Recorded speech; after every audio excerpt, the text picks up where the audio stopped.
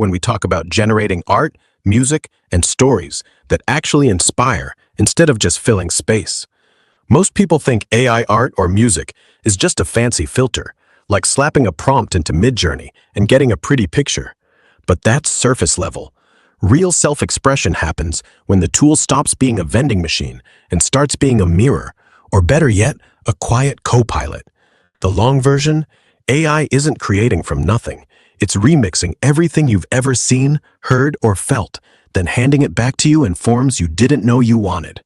The magic isn't in the output, it's in how it forces you to confront what you actually care about. You type a lonely lighthouse at dusk, and suddenly, you're not just seeing waves, you're remembering the last time you felt small against something huge. That's not the AI being clever. That's you being honest for once. For art, it's less about photorealism, more about mood. You can tell it, make me feel like I just lost my dog, but still want to keep walking, and it'll spit out something jagged, warm, unfinished, like a sketch you'd draw yourself if you weren't afraid to look stupid. The best outputs aren't perfect, they're personal. They leak your insecurities, your nostalgia, your weird little obsessions. And when you tweak them, add a crooked smile, a shadow that shouldn't be there, you're not editing pixels, you're editing your own story. Music's trickier. It's not about beats per minute or chord progressions.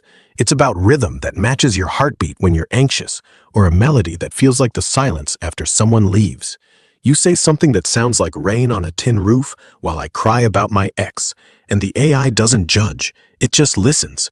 Then it gives you loops you can loop forever, or a bass line that growls like your anger. The point?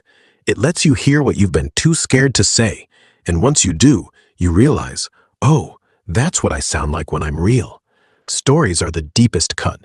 AI can write you a novel in 10 seconds, but if you don't feed it your own ghosts, it'll just give you generic fantasy.